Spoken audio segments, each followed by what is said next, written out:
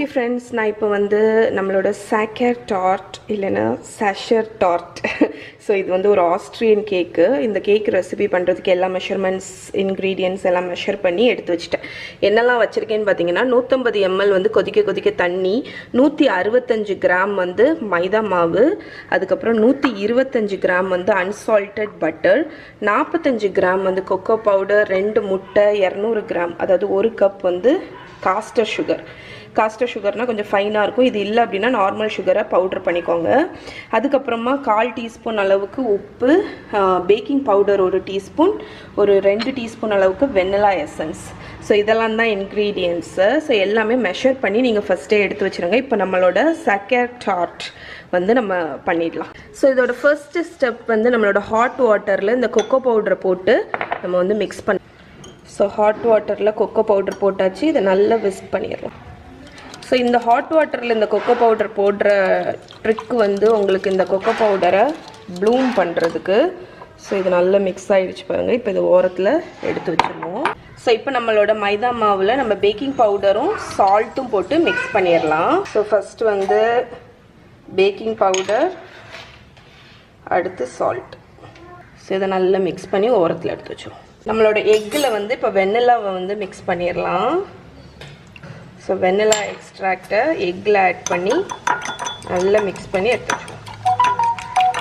ஒரு மிக்சிங் பவுலில் பட்டர், அதுக்கப்புறம் நம்மளோட காஸ்டர் சுகரை வச்சு நீங்கள் ஹேண்ட் பிளெண்டர் இருந்தால் அதை யூஸ் பண்ணலாம். நான் வந்து விஸ்க் வச்சு தான் பண்ணுறேன். ஒரு 3-4 நிமிஷம் நல்லா க்ரீம் பண்ணுங்கள். பட்டரும் சுகரும் நம்ம காஸ்டர் சுகர் யூஸ் பண்ணுறதுனால அது நல்லா க்ரீமி ஆகும். நீங்கள் வந்து காஸ்டர் சுகர் இல்லைன்னா நான் சொன்ன மாதிரி பவுடர் சுகர் கூட ஆட் பண்ணலாம்.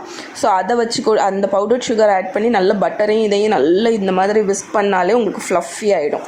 ஸோ ஒரு 2-3 மினிட்ஸில் நல்ல கன்சிஸ்டன்சி வந்ததுக்கப்புறமாட்டு நம்ம வந்து அடித்து வச்சுருக்கிற முட்டையை கொஞ்சம் கொஞ்சமாக ஆட் பண்ணி க்ரீம் பண்ணோம். எக்கை நீங்கள் பட்டரில் ஆட் பண்ணும்போது சில சமயம் கேர்டில் ஆகிற மாதிரி தெரியும். பட் தெரிஞ்சாலும் ஒன்றும் பிரச்சனை இல்லை.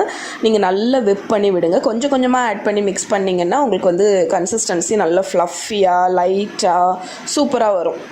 இந்த டைமில் நம்ம வச்சுருக்கிற அந்த சாக்லேட் மிக்ஸ்சரில் கொஞ்சம் ஒரு 1/3 சாக்லேட் மிக்ஸ்சர் ஆட் பண்ணி நல்லா க்ரீம் பண்ணுங்கள். அதுக்கப்புறமா நம்ம வச்சுருக்கிற மைதா மாவில் பாதி மைதா மாவையும் ஸ்ப்ரிங்கிள் பண்ணி லைட்டாக மிக்ஸ் பண்ணுங்கள். நீங்கள் அதாவது ஆல்டர்னேட் பண்ண போகிறோம். நம்ம மைதா மாவு கொஞ்சம், சாக்லேட் மிக்ஸ்சர் கொஞ்சம், மைதா மாவு கொஞ்சம், சாக்லேட் மிக்ஸ்சர் கொஞ்சம், அந்த மாதிரி பண்ணுங்கள். ஸ்பேச்சுலா வச்சு ஃபோல்ட் பண்ணுங்கள். அப்போ கன்சிஸ்டன்சி உங்களுக்கு வந்து நீங்கள் ஓவராக பேட்டரை வந்து நல்லா அடித்து கலக்கிற மாதிரி இருக்காது. ஜென்டிலாக வந்து நீங்கள் அந்த மைதா மாவையும் இதையும் ஜென்டிலாக மிக்ஸ் பண்ணி விடணும். ஸோ இப்போ பாருங்கள் நான் எந்த அளவுக்கு ஜென்டிலாக மிக்ஸ் பண்ணுறேன்னு.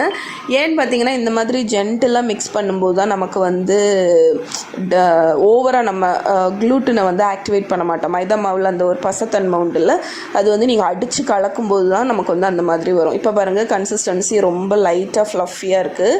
நான் வந்து round cake pan 8 inch cake பேனில் ஆடியோட எக்கோ பேக் பார்ச்மெண்ட் பேப்பரை போட்டு லைன் பண்ணியிருக்கேன்.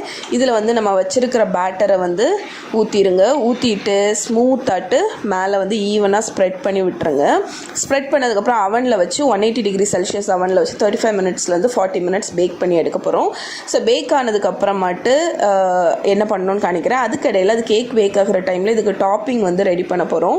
ஒரு அவன் சேஃப் கிளாஸ் பவுல் இல்லைன்னா நீங்கள் ஒரு சாதா ஒரு சாஸ்பேனில் கூட நீங்கள் சாக்லேட் ஆட் பண்ணிக்கலாம். நான் வந்து இந்த அமுல் டார்க் சாக்லேட் கிடைக்கும்ல அதுதான் யூஸ் பண்ணுறேன்.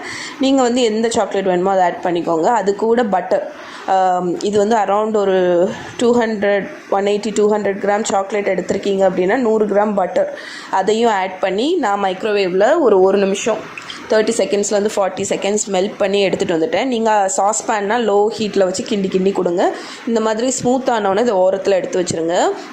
இந்த டைமில் நம்மளோட கேக் வந்து பேக் ஆகிருக்கும். அவன்லேருந்து எடுத்தோன்னே ஒரு 5 நிமிஷம் கூலாக விட்டுட்டு மேலே லைட்டாக கிராக் ஆனாலும் ஒன்றும் பிரச்சனை இல்லை. ஏன்னா நம்ம அதை இன்வெர்ட் பண்ணி தான் ஐசிங் பண்ண போகிறோம்.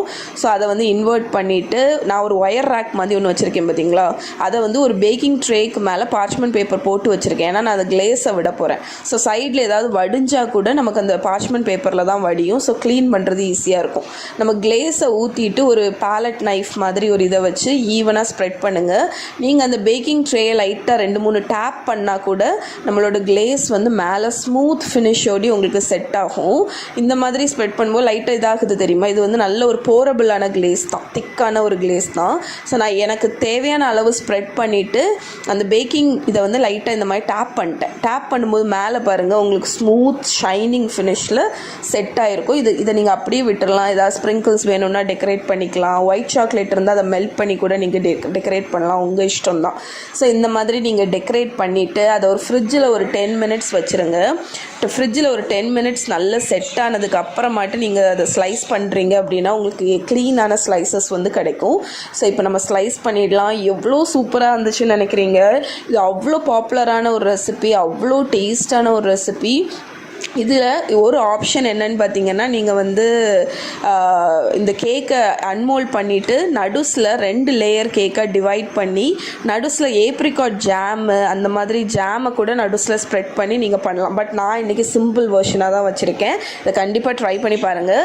இதோட ஃபுல் ரிட்டன் ரெசிபி வந்து yummy.com இருக்குது. அது கீழே லிங்க் கொடுக்குறேன், அதை மறக்காமல் செக் பண்ணுங்கள். ஓகே ஃப்ரெண்ட்ஸ், நம்மளோட சாஷர் டார்ட் ரெடி. இப்போ இதை வந்து சர்வ் பண்ணிடலாம். எப்படி இருக்குது பாருங்கள், செம்ம மாய்ஸ்டாக இருக்குது. கேக்கே அவ்வளோ மாய்ஸ்டாக இருக்குது. ஸோ அது எவ்வளோ இதாக இருக்குதுன்னு நம்ம ஸ்லைஸ் பண்ணிடலாம். வேறு லெவலுங்க, செம்ம மாய்ஸ்டாக இருக்குது. ஸோ இது ரொம்ப பாப்புலரான ஒரு ரெசிபி. இதை கண்டிப்பாக ட்ரை பண்ணி பாருங்கள். கீழே டிஸ்கிரிப்ஷனில் லிங்க் கொடுக்குறேன். உங்களுக்கு ரிட்டன் ரெசிபி மெஷர்மெண்ட்டோடி அதில்